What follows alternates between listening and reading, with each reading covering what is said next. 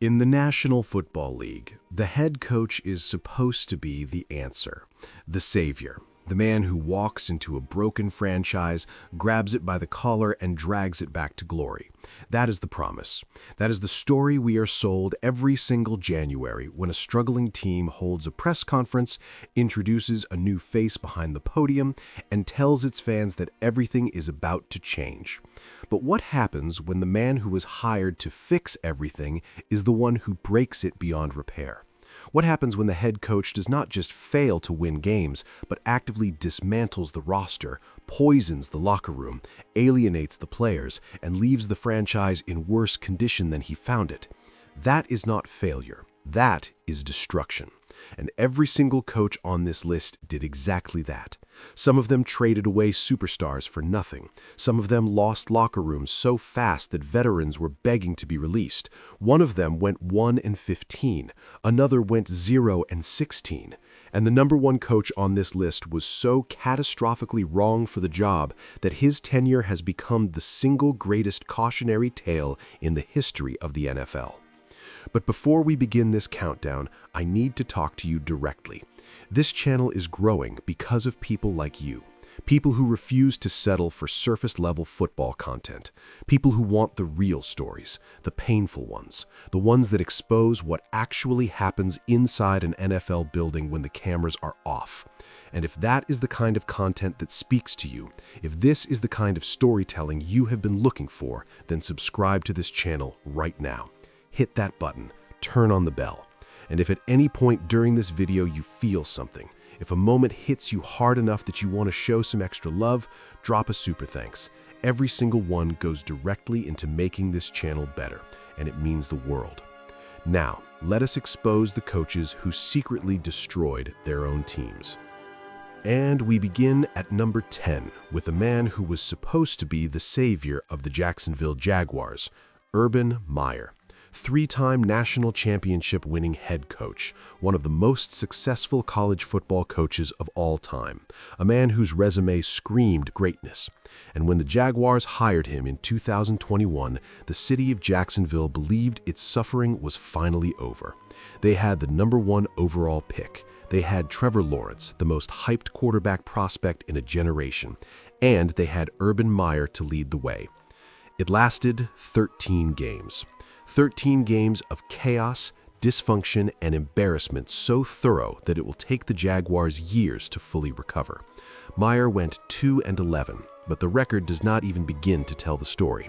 He publicly criticized his own players and assistant coaches. Reports surfaced of heated confrontations inside the facility. A video emerged of Meyer at a bar in Ohio while his team was back in Jacksonville preparing for a game. The optics were devastating. The trust was shattered. Players later described the environment as toxic. Veterans who had spent years in the league said they had never experienced anything like it. Urban Meyer did not just lose football games. He created an atmosphere so suffocating, so dysfunctional, that the entire organization was gasping for air. He was fired before the season ended, and the legend of Urban Meyer, the infallible winner, died in Jacksonville. At number 9, we have a coaching tenure so disastrous that it became a punchline before the season was even half over.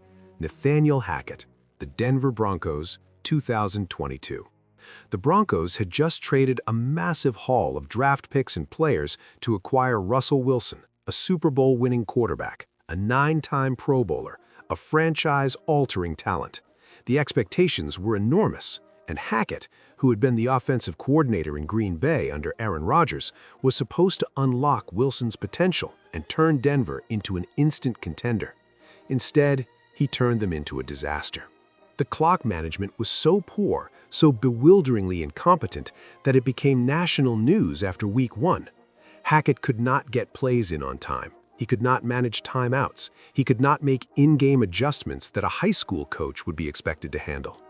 The offense, which was supposed to be explosive with Russell Wilson under center, was lifeless, stagnant, painful to watch. The Broncos started 4-11. Hackett was fired before Christmas. He did not even make it through his first season. 1 year. That is all it took for the Broncos to realize they had handed their franchise to a man who was not ready.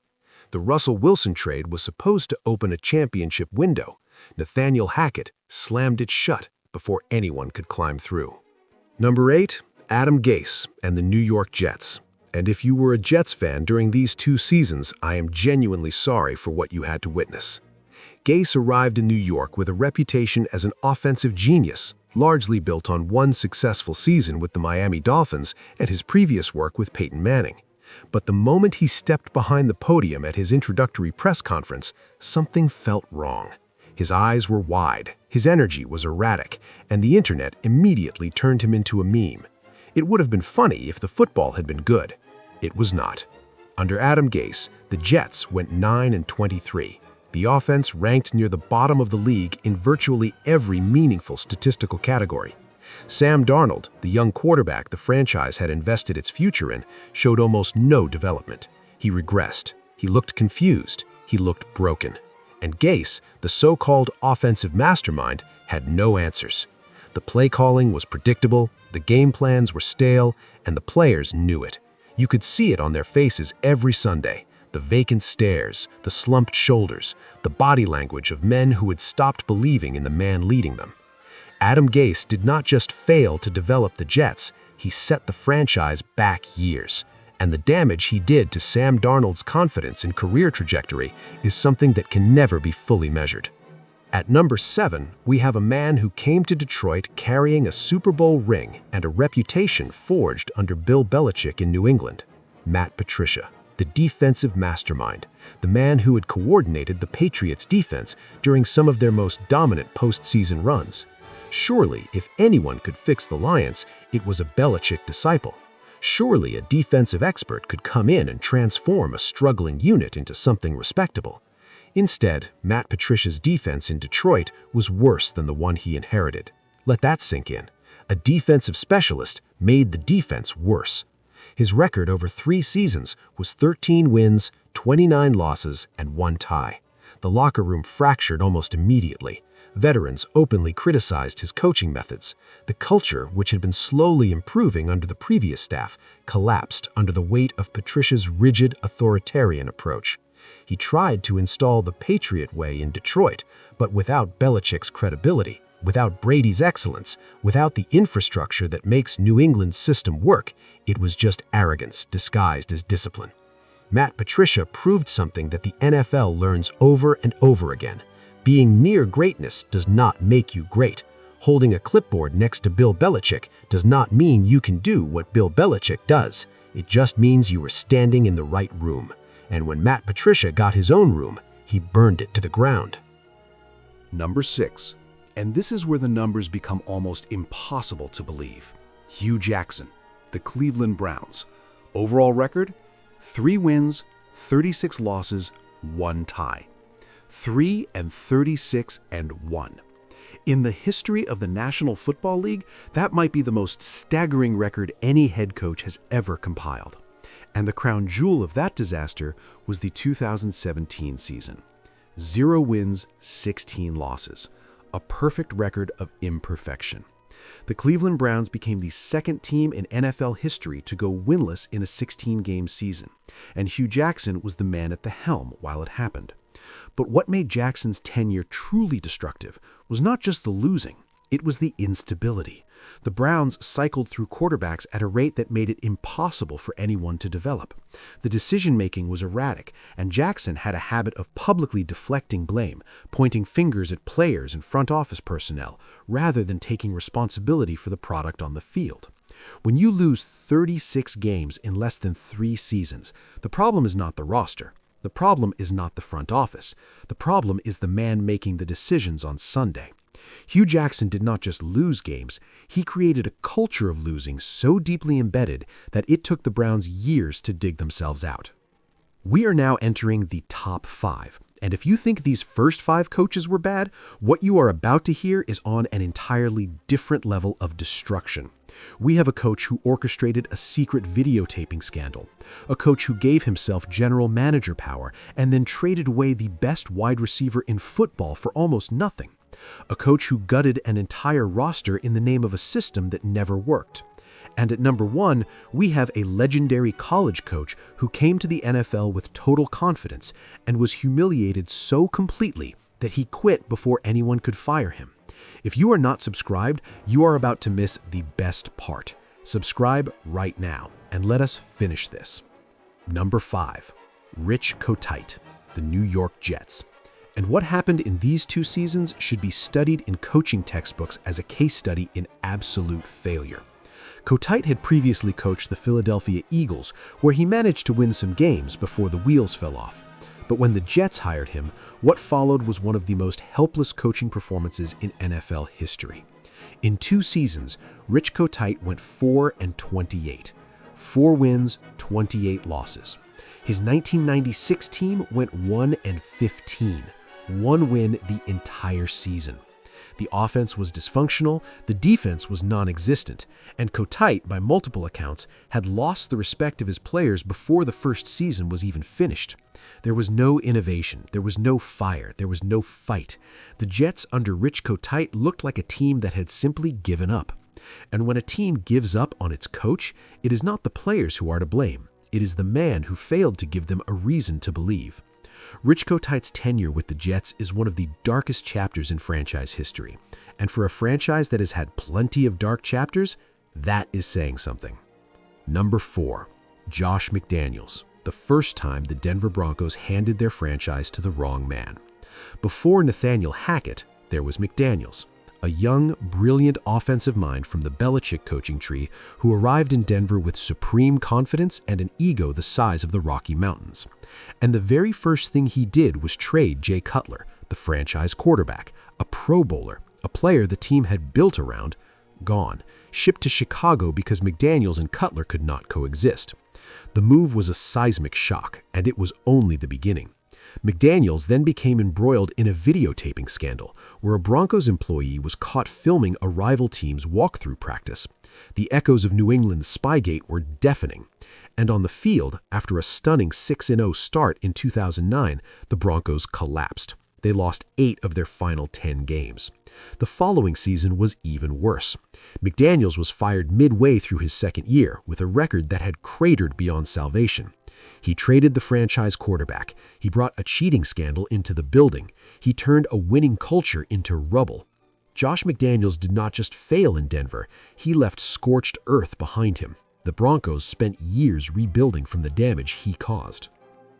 Number 3, Bill O'Brien and the Houston Texans. And this is a story about what happens when one man is given too much power and not enough accountability. O'Brien started as the head coach, and for a while the results were acceptable. Playoff appearances, competitive seasons, nothing spectacular, but nothing catastrophic. And then, inexplicably, the Texans gave Bill O'Brien control of personnel decisions. He became the de facto general manager, coach and general manager, the same man making the roster decisions and the game day decisions. And what he did with that power will haunt the Houston franchise for a generation. He traded DeAndre Hopkins. Let me say that again, slowly, so the full weight of it hits you. He traded DeAndre Hopkins, one of the 5 best wide receivers in the entire league, a player in the prime of his career, a game changer, a franchise cornerstone, and he traded him to the Arizona Cardinals for a running back and a second-round draft pick. The return was so lopsided, so indefensible, so baffling that analysts across the league publicly questioned whether O'Brien understood how trades worked.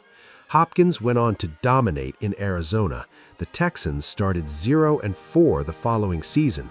O'Brien was fired, and the franchise was left with a gaping hole where its best offensive weapon used to be.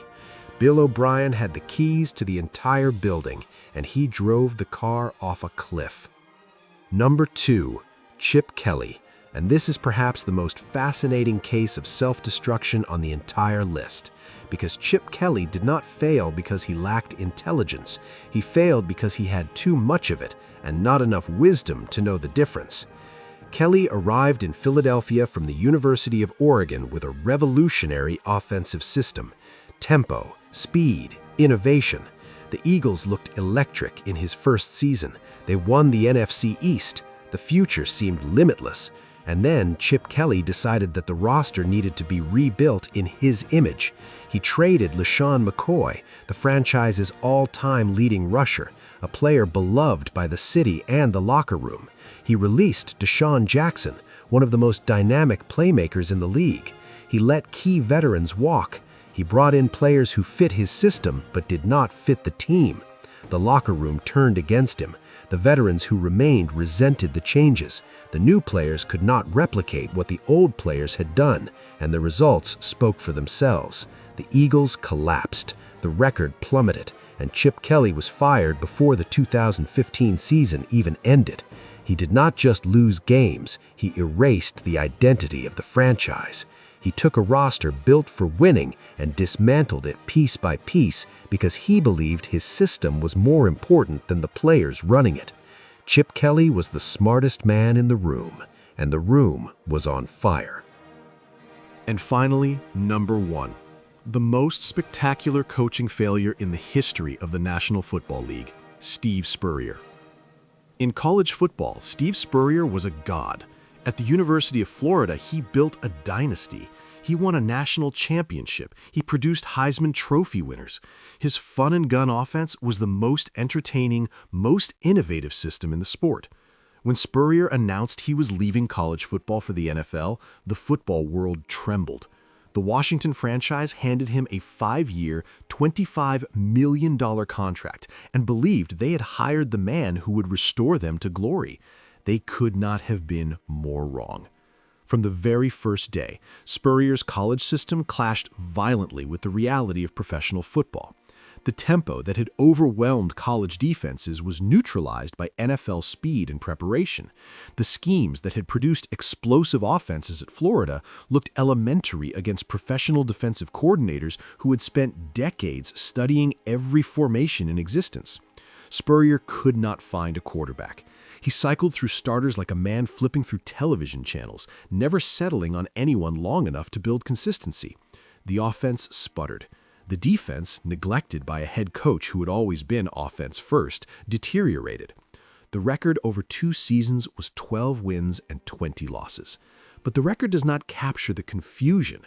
It does not capture the bewilderment on Spurrier's face as play after play failed. It does not capture the moment when one of the most successful coaches in college football history looked at the NFL landscape and realized, perhaps for the first time in his life, that he was in over his head. Spurrier resigned after 2 seasons. He did not wait to be fired. He walked away. He went back to college football, back to the world where his genius actually worked, and left behind a Washington franchise that had wasted years, wasted money, and wasted the careers of players who deserved better leadership. Steve Spurrier proved the most humbling truth in professional football. Greatness in one arena does not guarantee greatness in another. And the gap between college and the NFL is not a crack, it is a canyon. Spurrier stared into that canyon, fell in, and never found his way out. Every single coach on this list was supposed to be the answer. Every single one walked into a building, shook hands, smiled for the cameras, and promised a fan base that the losing was over. And every single one left that building having made things worse than they found them. Traded superstars, poisoned locker rooms, destroyed cultures that took years to build. These were not just bad coaching tenures. These were acts of demolition carried out by men who were trusted with the most valuable thing a franchise has, its future. Now, I want to hear from you. Which coach on this list caused the most damage? Which destruction was the hardest to watch? And which coach did I leave off that you think deserves a spot? Drop a comment right now and let the debate explode. I read every single one, and the best comments might inspire an entire future video. And listen, if you are still here, if you watched this entire video from start to finish, then you are the reason this channel exists. You are the audience I am building this for, and I need your help to keep it going. Subscribe right now, hit that button, turn on the notification bell. And if this video gave you something, if it moved you, entertained you, made you think about the game in a new way, drop a super thanks. Every dollar goes directly into producing better content, telling bigger stories, and building a channel that you can be proud to be part of. We are not slowing down. The next video is already in production and it is going to be massive. So subscribe, share this with every football fan you know, and I will see you in the next one. This is just the beginning.